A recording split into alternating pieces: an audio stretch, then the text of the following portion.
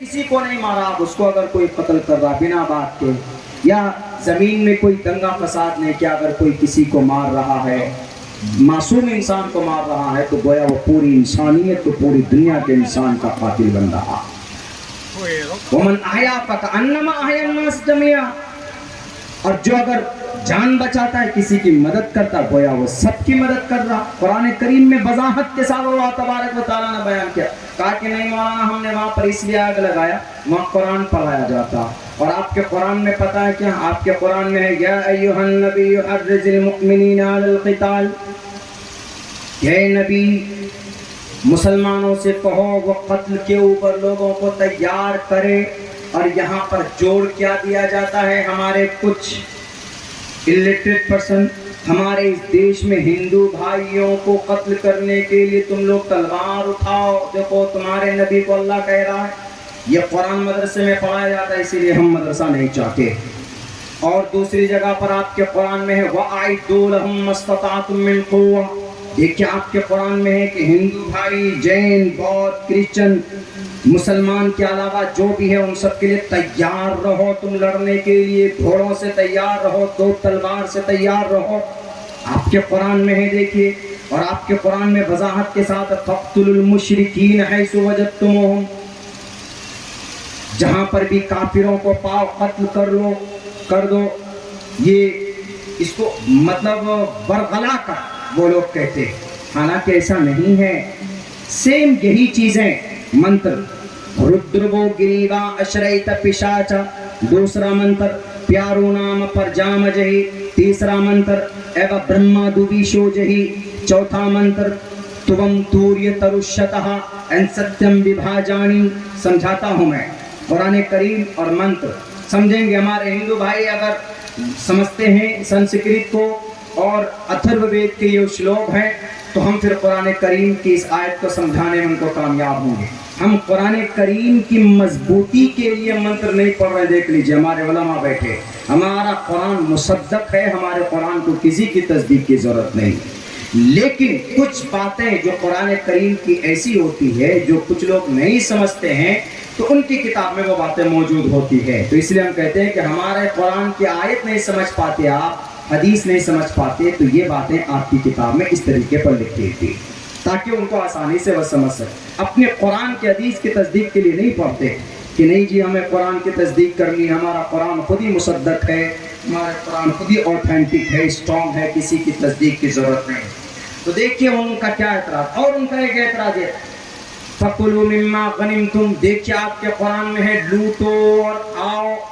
फकुलू मिम्मा गनिमतुम का तर्जुमा हमने कहा कि भाई हमारे एक उस्ताद मोहतरम भेजे लिख करके देखो, इसको ज़्यादा एनालाइज, बेहतर अध्ययन संस्कृत में तुम ही कर सकते हो।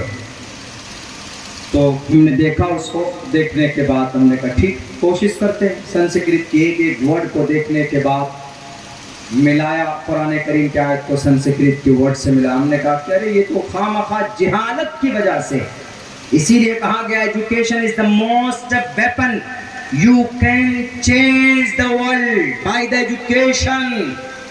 इसीलिए कहा गया the primary aim of education should be, the primary aim of education is to prove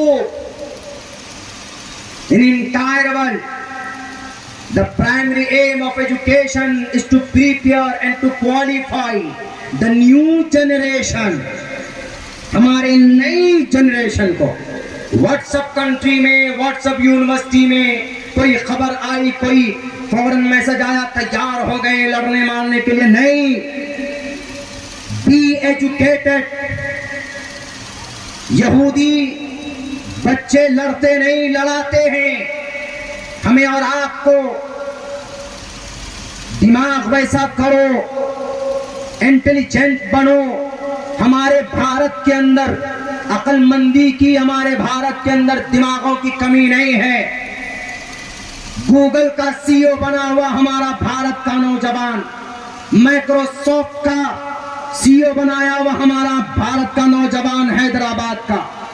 दुनिया के अंदर सबसे बड़ी वेबसाइट सोशल मीडिया की गूगल है, उसका 75% शेयर का मालिक अगर कोई है तो वो चेन्नई का सुंदर नाम पिचाई है, जो यहीं का है, यहीं का भारत का हमारा इंजीनियर, हमारे इस देश का नौजवान। हमारे दिमाग की कमी नहीं हमारे इस मुल्क के अंदर, उसका सही इस्तेमाल होना चाहिए। उन्होंने कहा कि नहीं मौलाना, हमने इसीलिए उस मदरसे को जलाया कि मदरसे में आपका कुरान पढ़ाया जाता और आप ही के कुरान में फकुलू मिम्मा गनिमतुम, लूटो और खाओ। हमने कहा फकुलू मिम्मा गनिमतुम का ये तर्जमा गलत है, इसका ये तर्जमा है क्या, सत्यम विभाजानी तुबम तूर्यत रुष्यतः। क्या मतलब है इसका? कुरान करीम का क्या मतलब है? कुरान करीम की इस आयत का यह मतलब है फकुलू मिम्मा गनिमतुम, गनीमत का माल। गनीमत का माल कौन सा? पहले जंग होती थी बादशाहों में, दो पर एक में, इधर इधर लड़ाई हुई, जो हार गए उनकी सारी प्रॉपर्टी, उनकी जमीन, उनके आलात, उनके घोड़े, उनके ऊंट, उनकी सारी चीजें जीतने वाले, ऐसा कानून था पहले, फौरन कब्जा कर लेते थे, उनको गनीमत का माल बोलते। इसीलिए उनको कहा गया फकुलू, खाओ। जब तुमने उस पर कब्जा कर लिया, जीत हासिल कर ली, तो वो तुम्हारी प्रॉपर्टी हो गई, तुम उसके ऊपर कब्जा कर सकते हो, खा सकते हो। फकुलू मिम्मा गनिमतुम, ये मतलब है इसका, लूटो और खाओ नहीं। अरे लूटो और खाओ, अगर किसी को जुबान से तकलीफ दी है ना, तो कल क़यामत में अल्लाह तबारक व तआला तकलीफ देने वाले को सामने खड़ा कर देगा।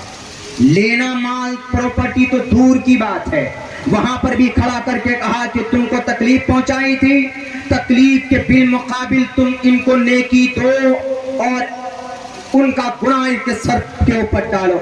ये होगा, वहां पर लूटना तो दूर की बात है, इस्लाम के अंदर ये जायज नहीं है। इसी बात को तो कहा तुम तूर्यत रुष्यतः, तुम्हारा दुश्मन शत्रु जहां मिले उसको मार दो, उसका कत्ल कर दो। अपने शत्रु को, अपने दुश्मन को मारने के बाद जो कुछ भी बचता है, सत्यम विभाजानी, विभाजन कर लो। शत्रु को मारने के बाद कौरव और पांडवों की लड़ाई हुई, पांडु जीत गए, कौरवों के सारे प्रॉपर्टी पर किनका कब्जा? पांडवों का कब्जा। क्यों? सत्यम विभाजानी, अब वो जीत गए। इसी बात को कुरान करीम के अंदर यूं कहा फकुलू मिम्मा गनिमतुम। नहीं आता तर्जमा करने के लिए तो हमारे मदरसे में बैठो, उलमाए किराम के पास, वो बताएंगे कि फकुलू मिम्मा गनिमतुम, गनिमतुम पहले माजी है और तुम जो तर्जमा करते हो लूटो, ये अम्र है। पहले माजी और अम्र में जमीन और आसमान का फर्क होता है। अरबी ग्रामर को नहीं जानते तो टोपी और दाढ़ी वालों से पूछो, वो तुम्हें बताएंगे। इसीलिए कहीं पर भी कुरान में नहीं लिखा है कि लूटो और मारो और खाओ। दूसरी बात, वअइदू लहुम मस्ततातुम मिन कुव्वा, गलत बिल्कुल नहीं है। आज हमारे मुल्क के सरकार, हर मुल्क के सरकार इस पर अमल करती है। क्यों हमने मिसाइल बनाया? क्यों हमने जनाब को लड़ाकू विमान, तैयारे मंगाए? क्यों मंगाया? इसलिए ना कि ताकि अगर चाइना हम पर कब्जा करे तो हम फौरन उनका मुकाबला कर सकें। तो कुरान करीम ने इसी को कहा, वअइदू लहुम मस्ततातुम मिन कुव्वा। क्या गलत है जब हम अपने मुल्क की हिफाजत के लिए, डिफेंस के लिए आलात जमा कर सकते हैं, वेपन जमा कर सकते हैं, तो कुरान करीम के अंदर उस जमाने में अल्लाह के नबी अलैहिस्सलातु वस्सलाम को अपने दुश्मन जो आपको कत्ल करने के दर पे थे, उनके लिए अल्लाह के नबी अलैहिस्सलातु वस्सलाम को अल्लाह ने कहा था वअइदू लहुम मस्ततातुम मिन कुव्वा। अगर आपको लगता है कि वअइदू लहुम मस्ततातुम मिन कुव्वा गलत है, तो देव ब्रह्मा द्विशो भी गलत होना चाहिए, इसको भी निकाल दिया जाए। अगर आपको लगता है कि या अय्युहन नबी हर्रिजिल मुमिनीन अलल क़िताल गलत है, तो फिर सत्याम प्यारू नाम, इसको भी निकाल दिया जाना चाहिए। अगर आपको लगता है कि फ़क़्तुल मुशरिकीन हैज़ु वजदतुमूहुम गलत है, तो आपको फिर रुद्र वो गिरीवा आश्रयत पिशाचा, इस श्लोक को भी निकाल देना चाहिए। नहीं तो ईमानदारी के साथ पढ़ोगे तो समझ में आएगा कि शास्त्रों के अंदर अच्छी बातें लिखी गई है, अच्छे काम के लिए, किसी को हानि पहुंचाने के लिए नहीं लिखी गई है। क्योंकि कृष्ण जी ने कहा भी है साफ लफ्जों में उन्होंने कहा है, अपनी शास्त्रों के बारे में कहा, तस्मात् शास्त्रम परमाणंति कार्या अकार्या विवस्थितो ज्ञात्वा शास्त्र विधानोक्तम कर्म कर्तुम अर्हसि। शास्त्रों से हासिल करो ज्ञान, اور ہمیں گیان کہاں سے مل سکتا ہے؟ شاستر سے مل سکتا، نیتاؤں سے یا کسی سرکار سے گیان نہیں مل سکتا۔ ہمیں اگر اللہ چاہیے تو ہمیں قرآن پڑھنا ہوگا، شریعت کے اوپر ہمیں ریسرچ کرنا ہوگا، تبھی ہمیں اللہ کے قریب ہم جا سکتے۔ کہ ہیت وہ برہمگتستان کی ستسنگتردان وچارتوشا، سنسکرت میں کہا ایشور کا گیان لینا چاہتے ہو تو ایشور کا نام لو۔ کسی آتنکواد یا کسی ادیوگ پتی کا یا کسی ڈاکو ڈون کا یا کسی ایم پی کا، ایم ایل اے کا یا کسی ممبر کا یا کسی کروڑ پتی کا یا کسی ادیوگ پتی کا نام لینے سے ایشور نہیں آئے گا۔ ایشور آئے گا ان کے نام کو جپنے سے، جیسے اللہ نے قرآن میں کہا وَذَكِّرْ فَإِنَّ الذِّكْرَىٰ تَنفَعُ الْمُؤْمِنِينَ، اللہ کے نام کا ذکر کرو، اللہ کے نام کا یاد کرنا، مالا جپنا تنفع المؤمنین، مسلمانوں کو مومنوں کو نفع پہنچاتی۔ اور اللہ نے کہا لا بذکر اللہ تطمئن القلوب، اگر آپ پریشان ہوتے تو اللہ تبارک و تعالیٰ کا ذکر کیجئے، آپ کا دل مطمئن ہوگا۔ میرے بھائیو، پرشنوتری کے اندر سینکڑوں سال پہلے پرماتما نے کہا کہ ہیتو برہمگتستان تی ستسنگتردان وچارتوشا، اسی لیے ایشور کو قریب کرنا ہے، ایشور کو پانا ہے تو ایشور کے گرنتھ کو پڑھنا ہوگا۔ غلط فہمی پر کارروائی کرنے سے صرف اپنے خداؤں کو ڈپلیکیٹ اور ان اپنے آقاؤں کو خدا، اپنے آقاؤں کو خوش کرنے سے، ہوائی باتوں پر عمل کرنے سے، سوشل میڈیا پر ایک میسج دے دیا جاتا ہے کہ معصوموں کے گھر توڑ دیے جاتے، معصوموں کو قتل کر دیا جاتا، مسافر سفر پر ٹرین کرتا ہے تو اس کو گولیوں سے بھون دیا جاتا۔ یہ نفرت ہی تو ہے۔ ایک بچہ حافظ قرآن ہے، امامیت کرتا ہے، امام بنتا ہے، رب کے پاس اپنی نماز کو لے کر جاتا ہے، اپنے گاؤں والوں کی نماز کو، اس کے پیر میں گولیاں مار کر اس کو موت کی نیند سلا دی جاتی۔ کیا مطلب ہے ان کا؟ نفرت ہے یہ نفرت، اس سے نفرت حاصل ہو سکتی، محبت نہیں پا سکتے تم۔ اگر تم کو محبت چاہیے، اگر تم کو ایشور کا بھکت بننا ہے، اگر تم کو اللہ کا نیک بندہ بننا ہے تو نماز پڑھو گے تو اللہ کے نیک بندہ بنو گے۔ اگر تم کو ایشور کا پریہ متر بننا ہے تو کہاں ہے پرشنوتری کے اندر کہ ہیتو برہمگتستان تی ستسنگتردان وچارتوشا، اس کے اچھے وچار اور ان کے اچھے ناموں کا منن کرو گے تو ایشور قریب ہوگا۔ غلط فہمی کی وجہ سے کسی مدرسے کو جلا دینا، بہار کے اندر ایک مدرسہ جلایا گیا، 5000 تقریباً 114 سال 13 سال پرانا مدرسہ جلایا گیا۔ اس مدرسے کو جلانے کا نتیجہ، پاداش اور سبب یہی کہ قرآن پڑھایا جاتا اس مدرسے میں، قرآن میں یہ آیتیں لکھی ہوئی، اسی لیے ہم اس مدرسے کو جلاتے۔ تاریخ یاد کرو، اگر یہ مدرسہ نہ ہوتا تو شاہ ولی اللہ محدث دہلوی نہ ہوتے، شاہ ولی اللہ نہ ہوتے تو شاہ عبدالعزیز نہ ہوتے، شاہ عبدالعزیز نہ ہوتے تو حاجی امداد اللہ بھی نہ ہوتے، حاجی امداد اللہ نہ ہوتے تو مولانا قاسم نہ ہوتے، مولانا قاسم نہ ہوتے تو مولانا حسین احمد گنگوہی نہ ہوتے، مولانا حسین احمد گنگوہی نہ ہوتے تو انگریز کے آنکھوں میں آنکھیں ڈال کر کوئی مائے کا لال نہیں تھا جو بات کرتا۔ ان کے خون کو پانیوں کی طرح ٹھنڈا کرنے والا، ان کی ہمت کو توڑنے والا اگر کوئی مرد مجاہد تھا تو مدرسے کا پڑھا لکھا شیخ الاسلام حسین احمد مدنی تھے۔ یہ ہماری مدرسے کی تاریخ ہے۔ ان مدرسوں کی قربانیوں سے تو ہمارے دیش کے اندر آج جو ہم 15 اگست کو رات سے ہی نہیں، ایک دن پہلے سے تیاریاں مناتے۔ میں کل جب نکل رہا تھا اپنے اسکول سے، ہمارے بچے خوشیاں منا رہے تھے، کوئی جھنڈا لا رہا ہے، کوئی کچھ لا رہا۔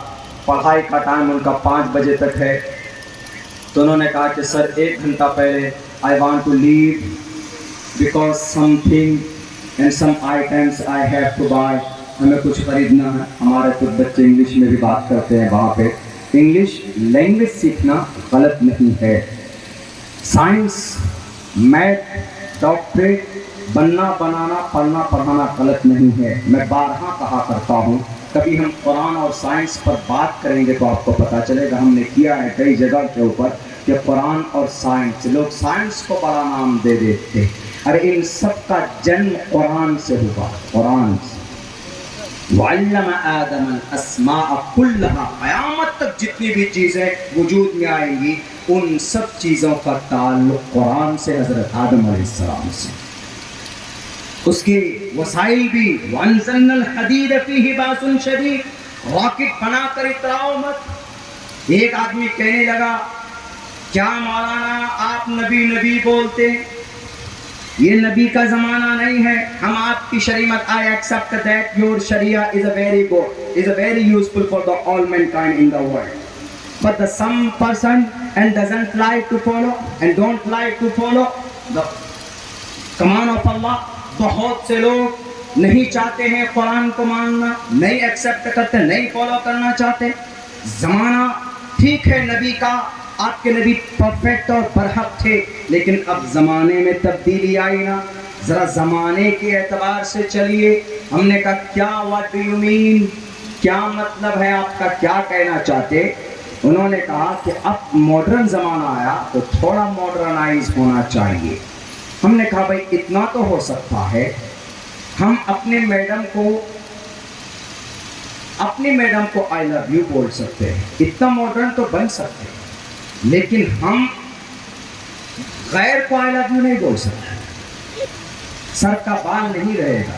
شریعت میں اتنی اجازت ہے کہ آپ اپنی محترمہ کو آئی لو یو بول سکتے، ماڈرن اتنا بن سکتے ہیں. لیکن آپ اگر سڑک پہ چلتی بھی کسی غیر محرم کو اگر آپ کہیں گے تو پھر آپ کا ہاتھ پیر سلامت نہیں رہے گا. ماڈرنائز پر عمل کرنے سے پھر حشر بھی ماڈرنائز ہو سکتا. ہم نے اتنا تو ہو سکتا. بولا نہیں مولانا کچھ اور مطلب. ہم نے کہا کیا مطلب آپ کا بتائیے کیسے؟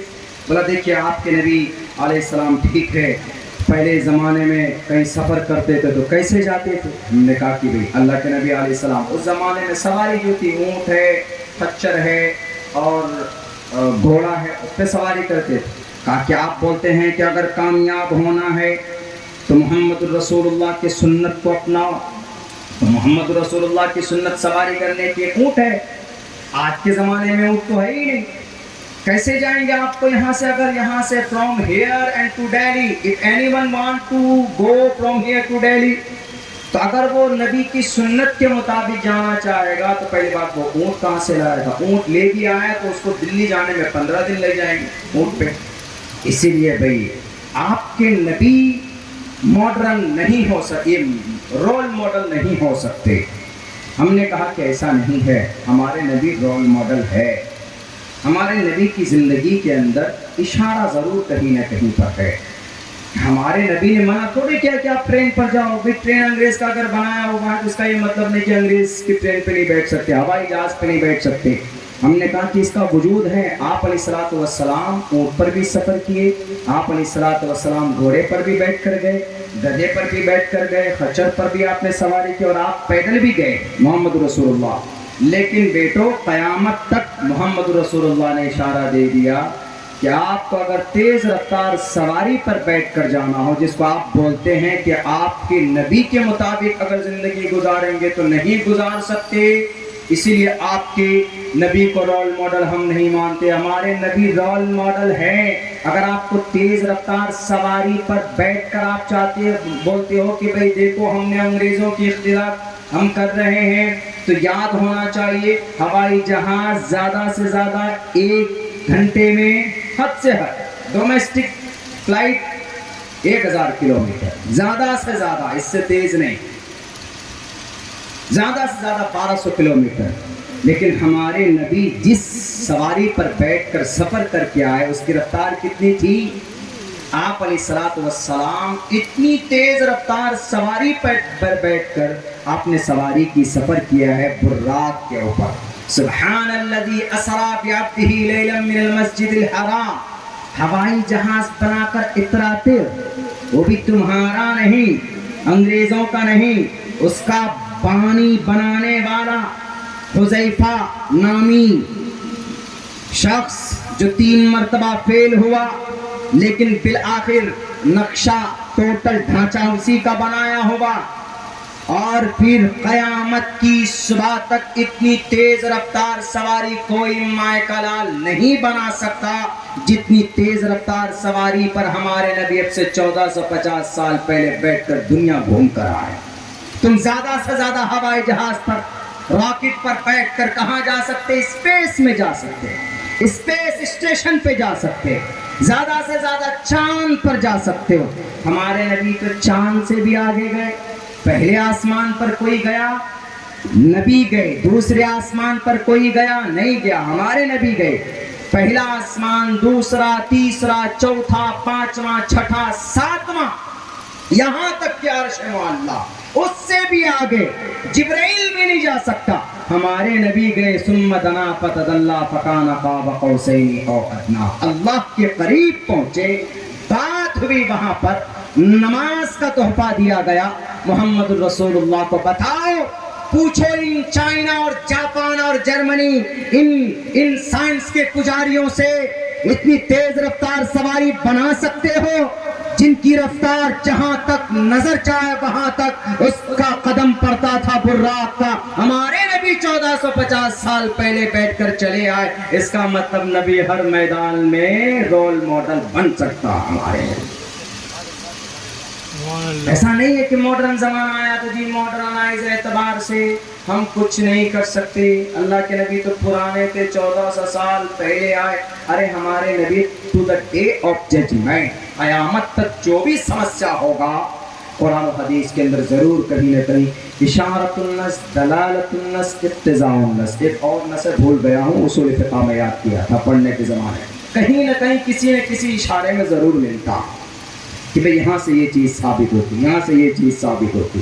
اسی لیے خواہ جو لوگ بدنام کرتے ہیں ہماری شریعت کو کہ نہیں مولانا آپ کی شریعت کے اندر یہ فالٹ ہے, ہم نہیں مان سکتے, ہم نہیں عمل کر سکتے. اور تھوڑی سی چیز میں بتا دوں, اس کے بعد میں بھی اپنی جگہ لیتا ہوں. میں تھکا ہوا ہوں, سلسلہ ٹوٹا ہوا ہے آپ کے ساتھ, بہت دن سے پروگرام میں نہیں گیا ہوں تو میں وہ بھی نہیں نکل پا رہی. تو یہ ہے غلط فہمی قرآن و حدیث کے تعلق سے. دوسری بات یہ, ابھی ایک یونیفارم سول کوڈ آیا تھا, اس کے تعلق سے سمویدھانک اور جو شریعت کا جو فرمان ہے دنیاوی اعتبار سے اس کے کیا فائدے ہیں, اس کے اوپر بات کر کے میں اپنی بات ختم کروں گا. یونیفارم سول کوڈ UCC جس کو بولتے ہیں, فی الحال وہ اس کو بند کر دیا گیا ہے.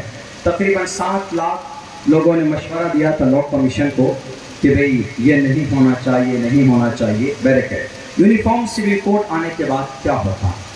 یونیفارم سول کوڈ اگر آتا تو اس سے مسلم پرسنل لاء, ہماری جو شریعت ہے ان میں سے کئی سارے مسائل ایسے ہیں جس پر آپ عمل نہیں کر سکتے. اسی لیے مسلمانوں نے سب سے زیادہ مسلم پرسنل لاء کی مخالفت کی, چونکہ اس یونیفارم سول کوڈ سے مسلمانوں کی پرسنل لاء کو ٹچ کیا گیا تھا. اور بھی کسی پرسنل لاء کو ٹچ کیا لیکن اتنا نہیں. جیسے مثال کے طور پر یونیفارم سول کوڈ آتا, بچی کی شادی 21 سال سے پہلے نہیں کر سکتے. کیوں جی؟ اس لیے کہ 21 سال میں بچی گریجویشن کرتی. تو اسلام میں ضروری نہیں ہے 15 سال میں شادی کر دینا, اسلام میں ضروری نہیں ہے 18 سال میں شادی کر دینا, ہے ضروری نہیں, کبھی بھی کرو. وہ تقاضے کے اعتبار سے ہے, کبھی واجب, کبھی فرض, کبھی سنت ہے, اس کی ایک کیٹیگری ہے, ایک درجے ہیں. لیکن اس میں 21 سال کی عمر میں یونیفارم سول کوڈ آنے کے بعد 21 سال سے پہلے بچی شادی نہیں کر سکتی. دوسری بات, اگر آپ شادی کرتے ہیں تو آپ 10 قاضی کو بٹھا کر نکاح پڑھ لیجئے, جب تک سرکاری دفتر میں وہ شادی رجسٹر نہیں ہوتی تو آپ کا وہ نکاح نہیں مانا جاتا.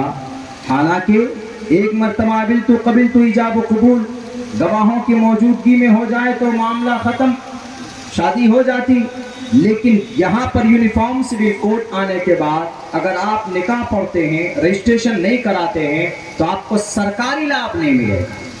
شرعی اعتبار سے آپ کا نکاح ہو جائے گا لیکن گورنمنٹ کی نظر میں انویلڈ نکاح نہیں. اسی لیے ہم اس کی مخالفت کرتے. اچھا, اس کی مخالفت کرتے کیوں تھے؟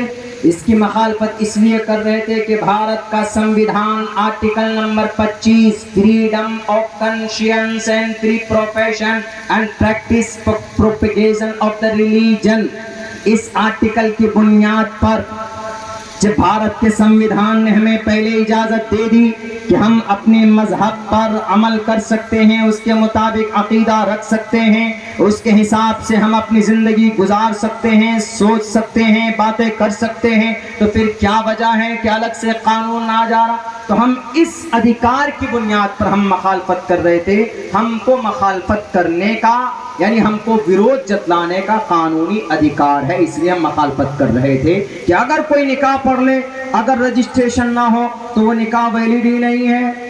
اس کی مخالفت ہم کر رہے تھے.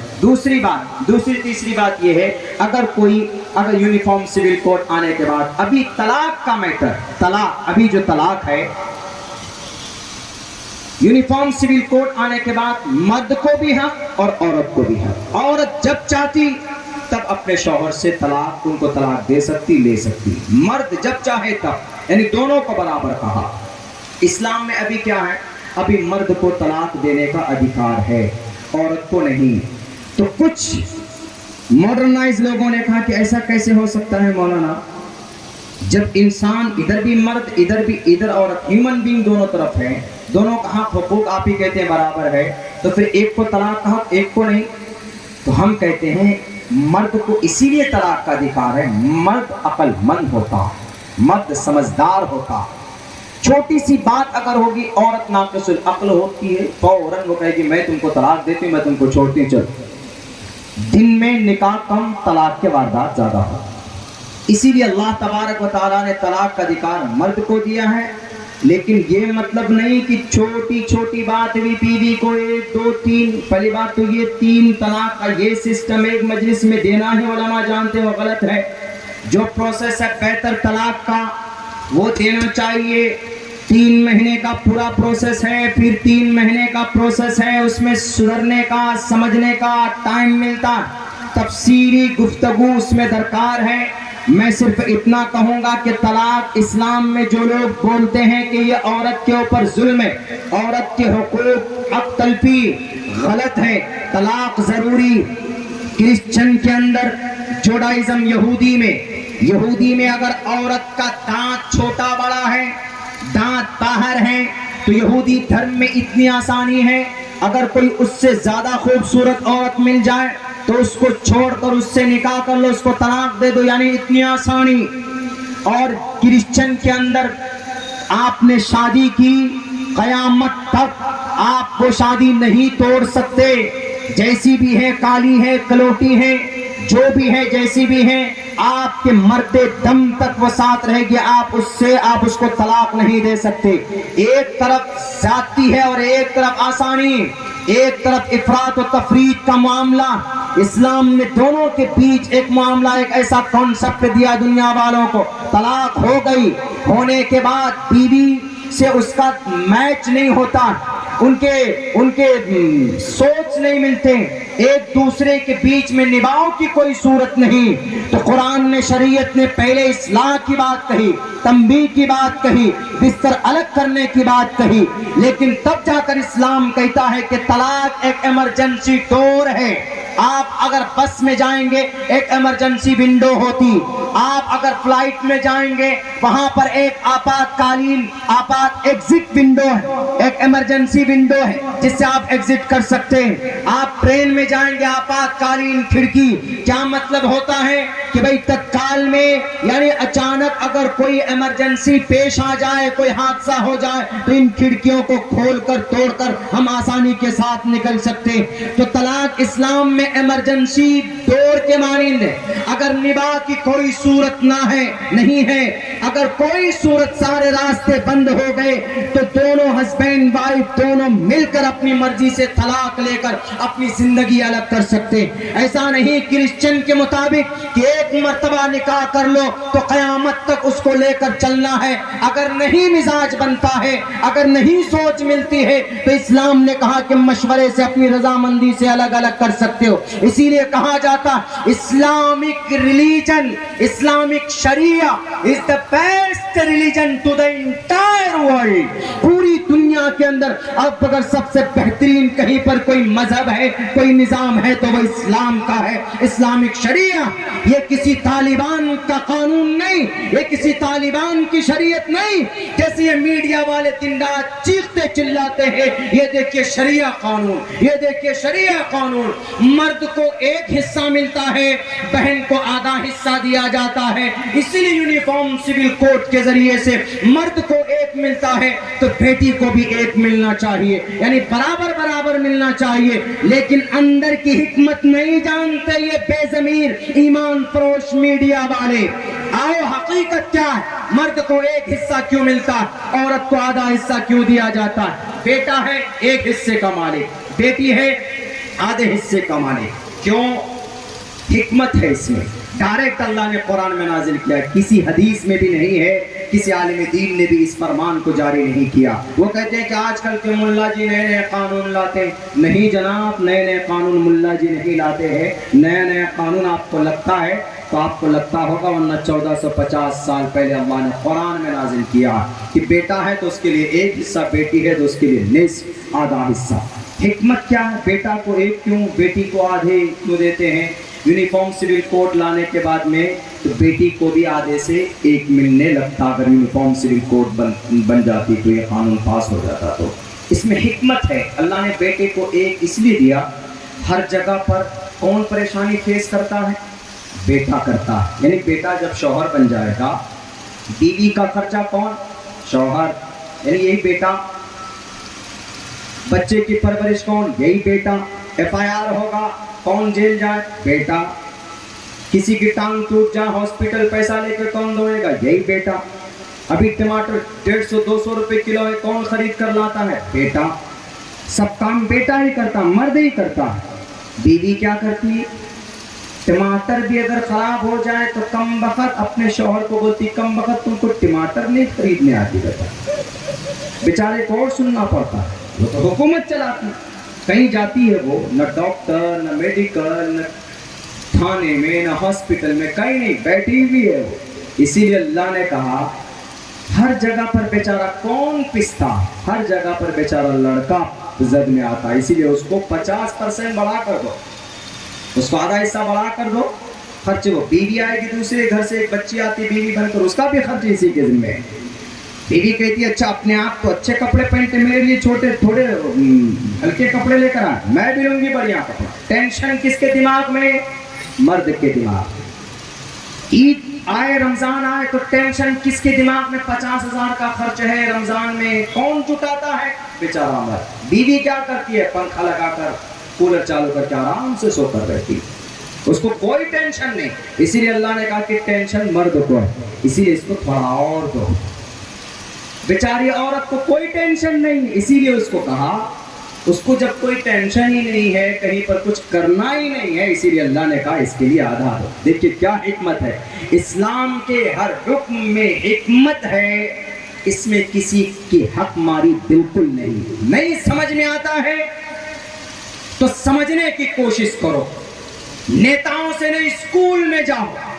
ہمارے اسکول میں بھی آ جاؤ, ہاسٹل کا نظام ہے ہمارے اسکول میں, ہمارے اسکول میں بھی ٹیچر سمجھا دیتے. یونیفارم سول کوڈ آنے کے بعد ایک اور مسئلہ کیا؟ ایک مسئلہ یہ کہ ایک آدمی ایک ہی شادی کرے گا, ایک آدمی 2 شادی نہیں کر سکتا. اسلام میں 4 شادی کی اجازت ہے, ضروری تو نہیں. ایک تو سمجھتی نہیں, دوسری کہاں سے کرے گا آدمی؟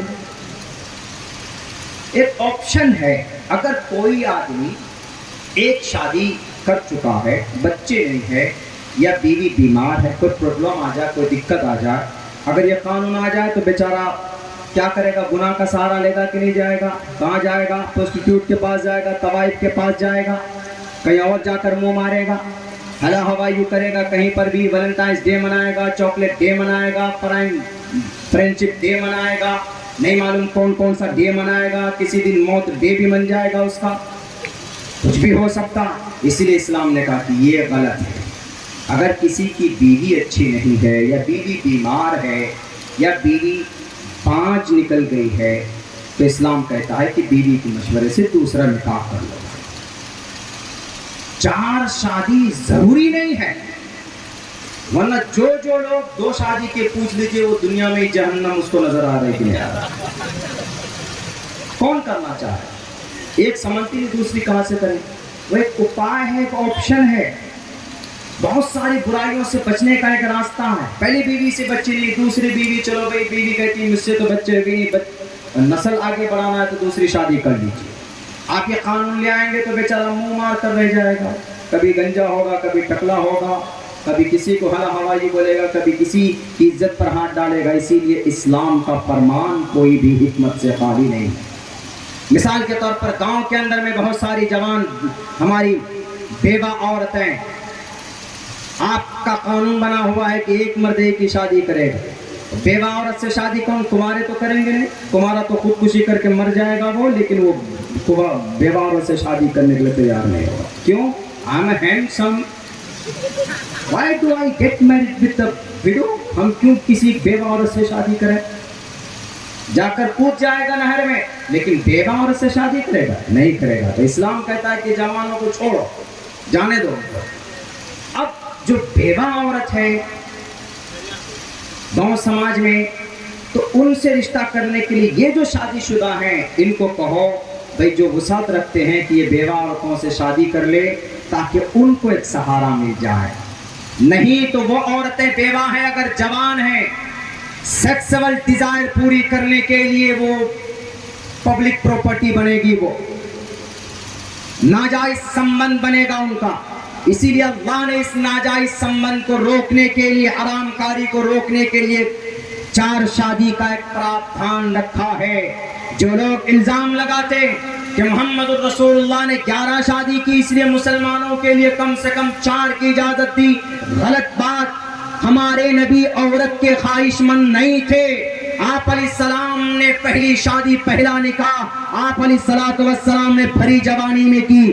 جو لوگ اپنی گندی زبان سے توہین آمیز کلمات نکالتے ہیں، ذرا پوچھنا چاہتا ہوں، نبی پاک علیہ السلام 25 سال کی فل جوانی میں آپ نے اپنے عالم شباب میں آپ نے نکاح کیا. پہلا نکاح، آپ کی پہلی شادی خواجہ خدیجۃ الکبریٰ رضی اللہ تعالیٰ عنہ، جو 40-41 سال کی ایک معمر عورت تھی.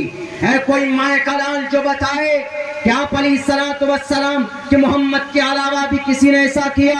دنیا کے اندر آپ ایسی تاریخ نہیں بتا سکتے کہ کسی جوان شخص نے 2-3 مرتبہ شادی شدہ رہ چکی، شادی ہو چکی، بیوہ ہو چکی خدیجۃ الکبریٰ سے آپ نے نکاح کیا تھا. اگر آپ کو عورت کی خواہش ہوتی تو آپ کو عتبہ، شیبہ، ولید، حنظلہ، مغیرہ نے کہا تھا کہ اگر تم کو عورت چاہیے تو محمد تمہارے قدموں میں عورتوں کو جوڑنے کے لیے تیار. تمہیں اگر کسی قبیلے کی اگر جوان خوبصورت بیٹی چاہیے تو اشارہ کر دو، یا عرب کے تمام قبیلوں کی خوبصورت بیٹیوں کو تمہارے قدموں پہ لا کر رکھ دیتے ہیں. تم جسے چاہو رکھ لو، لیکن تم اپنے مشن کو روک لو. نبی پاک علیہ السلام نے کہا کہ قیامت تک ایسا نہیں ہو سکتا. آپ علیہ السلام نے 40 سال کی عمر میں شادی کی تھی. کوئی کر سکتا ہے؟ آپ علیہ السلام نے ایک صرف کماری عورت سے شادی کی، باقی 10 کی 10 بیویاں آپ کی کوئی بیوہ تھی یا کوئی عمر دراز تھی. آپ نے کماری عورت سے شادی نہیں کی. جو عیش پرست ہوتا، جو آدمی عورت پرست ہوتا، جو لڑکی پرست ہوتا، وہ آدمی جاتا ہے بینکاک، پٹایا، تھائی لینڈ میں جا کر اپنی ہوس کو مٹاتا. اور جناب انہیں جوان عورتیں چاہیے، انہیں 20-25 سال، 16 سال سے 25 سال کی وہ عورتیں چاہیے، جوان بالکل، جن کے اندر شباب ہو، ان سے اپنی خواہش پوری کرتا. نبی پاک علیہ السلام نے تو 25 سال کی عمر میں ایک 42 سے 40 سال کی عمر رسیدہ عورت سے آپ نے نکاح کیا. آپ کے نکاح کرنے کا پیغام عورت پرستی نہیں تھا، بلکہ آپ علیہ السلام نے 11 شادیاں کی. اس کا ایک مقصد ہے کہ آپ علیہ السلام نے یہ نکاح دے کر پیغام دینا چاہا کہ نوجوانوں، اگر جوانی میں کسی 40 سال کی عورت سے تمہارا نکاح ہونے والا ہو تو گھبرانا مت، میرا خدیجۃ الکبریٰ کا نکاح دیکھ لینا. اگر کوئی 40 سال 50 سال کا اگر کوئی معمر شخص اگر کسی 9 سال بالغ بچی سے، اس وقت 9 سال بالغ عمر زیادہ وہاں پر عرب کے اس علاقے کے اندر میں بالغہ ہو جایا کرتی تھی. یہاں کے حساب سے بولتا ہوں, اگر 50 سال کا کوئی معمر آدمی اگر کوئی 18 سال کی عورت سے نکاح کرنا چاہے اور وہ ڈرے کہ کر سکتے ہیں کہ نہیں کر سکتے ہیں, شریعت کی روشنی میں اگر اس کو دیکھنا ہو تو اللہ کے نبی فرماتے ہیں تو ہمارا نکاح اور اماں عائشہ کے نکاح کو دیکھ لینا, تم کبھی قدم پیچھے مت بڑھانا. اگر کوئی غریب عورت سامنے آ جائے تو کیا ہم نکاح کر سکتے ہیں؟ محمد الرسول اللہ کا نکاح ایک آپ علیہ السلام کے غریب عورت سے محمد رسول اللہ صلی اللہ علیہ وسلم کا نکاح ہوا. عمر رسیدہ, بہت زیادہ عمر, یا اونچے خاندان کی ہے, لڑکا ٹھنڈے مزاج کا ہے, عورت بہت زیادہ گرم ہے, بہت زیادہ دماغ تیز ہے, بہت زیادہ یعنی ان کے اندر انانیت ہے. خاندان کے اعتبار سے نکاح کر سکتے ہیں. اللہ کے نبی فرماتے ہیں کہ ہمارا نکاح ام سلمہ کا نکاح دیکھ لینا, زینب کا نکاح دیکھ لینا, جویریہ کا نکاح دیکھ لینا, سودا کا نکاح دیکھ لینا, کیونکہ یہ نکاح ایگزامپل ہے for the mankind of the world. دنیا والوں کے لیے یا عیش کے لیے نہیں ہے, عیش پرستی کے لیے نہیں. کوئی نہ کوئی حکمت ہے. بس اللہ سے دعا کیجئے کہ اللہ تبارک و تعالی ہماری شریعت کی باتیں سب کو سمجھا دے. میرے بھائیوں, ہمیں جہاں تک ہونا چاہیے ہم اپنی شریعت پر عمل کی کوشش کریں, خصوصاً نوجوانوں تاریخ کی بہت ساری باتیں آپ کو بھی بتائی گئی. میں امید کرتا ہوں کہ آپ یاد رکھیں گے. جیسے آپ کوئی فلم آتی ہے تو اس کی پوری اسٹوری آپ یاد کر لیتے ہیں.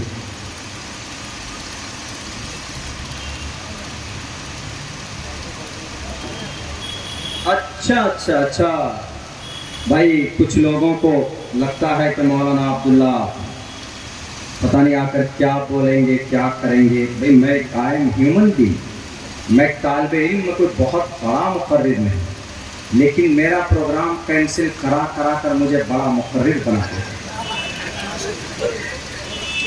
آئی ایم اسٹوڈنٹ, میں طالب علم ہوں. ایک پروگرام تھا 19 مارچ کو, ہمارے بھائی اشفاق بہرائچی صاحب, بہت مشہور اور بہت ابھرتے ہوئے شاعر اسلام ہیں اس وقت ماشاء اللہ, پورے بھارت میں جاتے ہیں. آؤٹ آف کنٹری گئے ہیں کہ نہیں گئے ہیں, نہیں بہت جلدی جائیں گے, دبئی وغیرہ یہ جائیں گے پڑھنے کے لیے نعت رسول. تو ان کے واسطے سے ہم آ بھی گئے پٹنہ. یہ رانچی سے آنا تھا, 2 کنیکٹنگ فلائٹ تھی. ہم پٹنہ بھی یہ لکھنؤ آ گئے. آنے کے بعد جیسے ہی اشفاق صاحب کے آفس میں پہنچے تو انہوں نے کہا یہ خوشخبری بھی ہے اور بری بھی خبر ہے. مجاہد بھائی کو انہوں نے کہا پہلے چائے پی لیجیے تب. ہم نے کہا کیا مسئلہ ہے بھائی بری کو؟ تو انہوں نے پھر وہ لیٹر بھیجا کہ آپ کا پرمیشن رد ہو گیا. کہا کہ بھائی کیا بات بولا, نہیں مولانا آئیں گے, کیا بولیں گے نہیں بولیں گے, سیاسی بات کریں گے کیا کریں گے.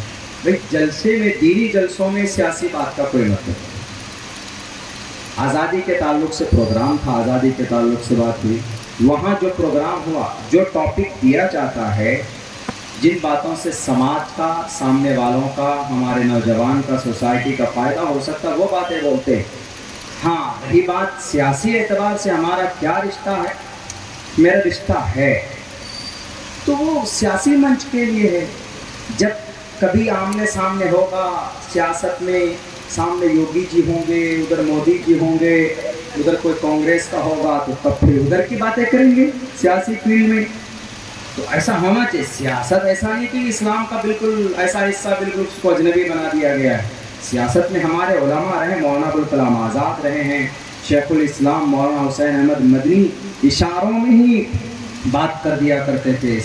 ایسی کوئی بات نہیں, اس کو تو غلط بنا دیا گیا. بلکہ اپنے علاقے میں الحمدللہ سیمانچل میں ہم کو, بلکہ میرا تو ٹکٹ بھی کٹ گیا تھا, نہیں تو میں ابھی یہاں نہیں ہوتا, میں پٹنہ ودھان سبھا میں ہوتا. کسی وجہ سے دوسری طرف چلا گیا. خیر وہ ایک پروسیس تھا اس وقت کا. تو کچھ لوگوں کو شاید لگتا ہے کہ ہمارے خلاف بولیں گے یا اس طرح کی کوئی بات کریں گے, تو وہ غلط بات ہے میرے بھائیوں. آپ جو چیز جو باتیں مجھے کہیں گے, میں آپ کا مہمان ہوں, میں یہاں کے بارے میں نہیں جانتا، آپ مجھے بتائیں گے کہ بھی آزادی کے تعلق سے بات کرنی ہے، کچھ قرآن و حدیث کے بات سے تعلق کرنی ہے۔ قاری صاحب نے بتایا، میں نے اسی حساب سے بات کی۔ اب مجھے اگر کوئی کہتا ہے کہیں پہ کہ نہیں آپ کو سیاسی بات کرنی، تو پھر کرتے ہیں سیاسی باتیں، اور ایسا ہونا بھی چاہیے، لیکن خواہ کر کے ہم آپ کو گالی دیں گے یا آپ کو برا بھلا کہیں گے، یہ شان جلسوں کی بھی نہیں ہے اور ہمارے شان کے لائق بھی نہیں ہے، اور ہم اتنے بے وقوف ہیں نہیں خواہ ہم آپ کے لیے، آپ کے عقیدت میں، آپ کے شان میں کوئی باتیں کہیں۔ آپ کو اگر ڈر لگتا ہے جیسا کچھ ہے تو فون پہ بات کر سکتے ہیں آپ ہم سے۔ میرے خیال سے یہاں پر بھی پروگرام میں کچھ اس طرح کی کوششیں ہوئی کہ مولانا عبداللہ نہیں آنا چاہیے۔ یہ بھائی میں ایک طالب علم ہوں، میں دارالعلوم دیوبند سے میری فراغت ہے، اور سن 2011-12 میں میری فراغت ہوئی ہے۔ رائٹ ناؤ ابھی میں آئی رن اے اسمال اسکول، میں ایک اسکول چلاتا ہوں۔ میرا بیسک جو محنت ہے وہ اسکول پر ایجوکیشن کے اوپر ہے، اس کے اوپر، باقی میرا کسی سے کوئی لینا دینا نہیں ہے۔ رہی بات یہ کہ سیاسی اعتبار سے میرے علاقے کے لیے میں جس پلیٹ فارم سے اچھا کام کر سکتا ہوں میں اس پلیٹ فارم پہ ہوں وہاں پہ۔ رہی بات سیاست میں کوئی کسی کا سگا نہیں ہوتا ہے، بات ہمیشہ سن لیجیے، کوئی کسی کا نہیں ہوتا، باپ بیٹے کا نہیں ہوتا، ماں بیٹے کو مروا دیتی، باپ بیٹے کو مروا دیتا۔ سیاست ایک الگ ہے، وکیل الگ ہے، سرکاریں گر جاتی ہے جناب بنی بنائے سرکار۔ وہ کہتی ہے ہمارے بہار کے مشہور، بہار کے نہیں بلکہ ہاں بہار کے ہی ہیں، وہ سید شاہ نواز صاحب، وہ بی جے پی کے قداور نیتا ہے۔ وہ کیا بولے ابھی جو بہار میں سرکار گر گئی، وہ کیا بولے، میں دلی سے بیٹھا منتری تھا ہوائی جہاز میں، 1.5 گھنٹے میں پٹنہ میں اترا ہوں تو میں منتری ہی نہیں ہوں جب اترا ہوں۔ تو سیاست میں ایسا ہوتا ہے، ہوائی جہاز میں بیٹھے ہیں تو پورے پروٹوکول کے ساتھ صاف، اب منتری اترے تو پتہ چلا کوئی بھی نہیں، منترالیہ ختم۔ تو اس لیے سیاست بڑی خراب دشا میں لوگ لے کر چلے گئے ہیں، ورنہ سیاست اگر صحیح ڈھنگ سے ہو تو یقیناً سب کو انصاف مل سکتا ہے، سب کو اس کا حق مل سکتا ہے۔ تو بہرکیف وہ پروگرام ہمارا عین ٹائم پہ کینسل ہوا، پھر بہت کوششیں کی گئی، لیکن یہ ہے کہ ترتیب نہیں بنتی ہے جب ایک مرتبہ پروگرام کینسل ہو جاتا ہے، بگڑ جاتا ہے۔ یہی آپ کا بہرائچ ہے جو دو میرے پروگرام کینسل ہوئے، اور جس صاحب نے میرا پروگرام کینسل کرایا میں دل سے دعا کرتا ہوں کہ اللہ آپ کے جائز مقاصد میں کامیابی دے، آپ کے جو جائز اور اچھے مقاصد ہے اس میں کامیابی دے، اگر فاسد مقاصد ہیں تو اللہ تبارک و تعالیٰ اس کے اندر سدھار فرمائیں۔ اللہ ہدایت کی توفیق کہ ہم سب کو، میرے بھائیوں، سب کو مل کر رہنا ہے، مل جل کر آگے بڑھنا ہے۔ بہت بہت شکریہ، جزاک اللہ۔ We thank from the bottom of our heart, دل کی گہرائی سے سب کا شکریہ ادا کرتا ہوں۔ بہت بہت شکریہ۔ السلام علیکم ورحمۃ اللہ وبرکاتہ۔